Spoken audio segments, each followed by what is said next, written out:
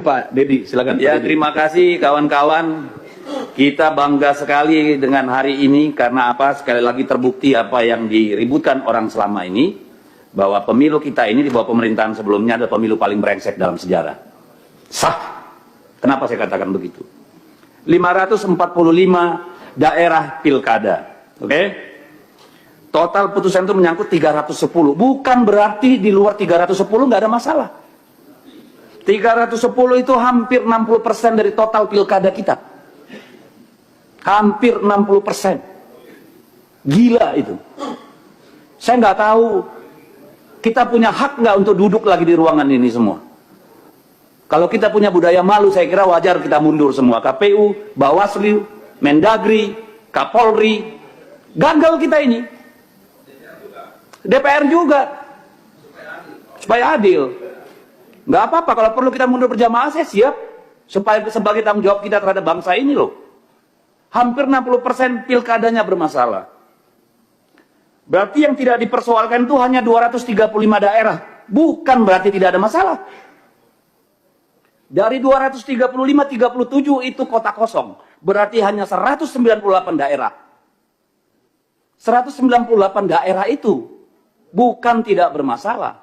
Either pelanggarannya terlalu masif sehingga tidak bisa dibuktikan, atau orang udah capek. Sekarang rakyat disuruh bayar lagi 1 triliun. Buat kelalaian kita semua. Yang bener aja kita ini, tanggung jawab kita di mana? Masalah SKCK, ijazah, administrasi yang tanggung jawab siapa? KPU dong, mundur. Pecat semua yang di daerah itu, Pak DKPP. Putusan MK jelas, semuanya habis. Kalau nggak ada yang tanggung jawab, yang jaga republik ini siapa? Masa iya urusan remeh-temeh begini, ijazah palsu, masa jabatan, kayak keledai kita. Berulang-ulang masuk lubang yang sama. Ini soal kualitas. Secara administratif aja kita gagal. Gimana secara substantif? Ini keterlaluan kalau menurut saya. Hampir 60% pilkada bermasalah. Kepala daerah suruh tarung lagi. Dari mana uangnya? Minjem, jual, gadai. Besok-besok korupsi semua Bapak Ibu. Yang salah siapa? Karena kita tidak melaksanakan tanggung jawab kita. Nanti kita teriak, kepala daerah koruptor. Muaranya di sini. Ketidakmampuan kita menjaga pemilu yang jurdil, bikin pelanggaran di mana-mana. Dan kita harus bayar itu semua. Enak banget. Apa yang mau kita sampaikan, Pak? Tidak adil kalau ini ditimpakan sama pemerintah daerah. Sudah anggaran dipangkas, suruh lagi dibiayain nih kelalaian kalian semua. Tidak akan ada gugatan kalau Gakumdu itu benar-benar kerja. Tidak akan ada yang masif kalau PJ-nya itu benar-benar punya marwah. Bawaslu-nya kerja benar. DKPP-nya kerja benar. Malu kita, Pak. Ini bukan cuma soal anggaran, ini soal peradaban. Ini bukan soal teknis. Buat apa kita pemilu?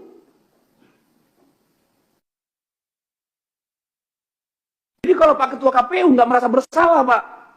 Nggak tahu lagi saya, Pak. Kalau Bawaslu menganggap ini bukan salahnya dia, bingung saya.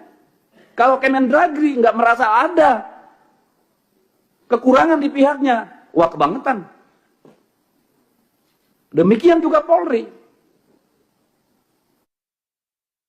Apa kita diskusi anggaran? Anggaran Kemendagri aja potong. Saya disuruh daerah lagi potong. Nggak adil.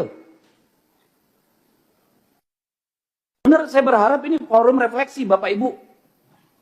Yang benar lah kita ngurus negara ini, ngurus republik ini. Masa hampir 60% pilkadanya bermasalah?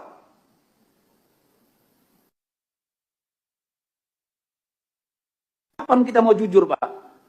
Saya tanya nih Pak Bawaslu, KPU, dan Pak Kementerian Dalam Negeri.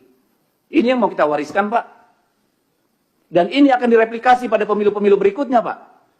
Ujungnya apa? Hutan habis, tambang habis.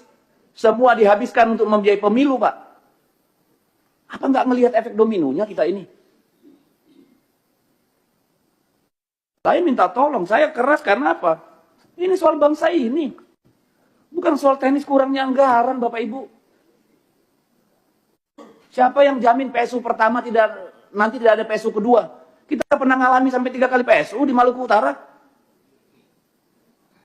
Siapa yang bisa jamin? Akhirnya kepala daerah yang terpilih pun gak legitimate. Yang milih nanti 20%, 30%. Cari uang lagi mereka untuk money politik. Untuk sembako. Garbage in, garbage out. Sampah masuk, sampah keluar. Kalau mau kita mundur bareng-bareng, ayo mundur. Tanggung jawab sama negara ini. Kayak mana kita ini? Saya nggak merasa punya martabat jadi DPR kayak begini hasil pemilunya, Pak.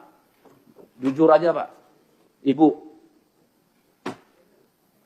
saya nggak punya kemampuan untuk menerima ini. Begini yang kita hasilkan. Kita semua bagian dari persoalan. Bukan cuma soal jabatan. Tanggung jawab kita pada anak-anak kita, Bapak Ibu. Masih ada nggak itu di dada kita? Masih ada nggak sih? Yang begini ini mau kita wariskan. Ini anggota DPR nih, semua ini babak belur, Pak. Berdarah-darah, Pak. Kemarin pemilu. Pemilu berikutnya. Apa yang berani bertarung di DPR, Pak?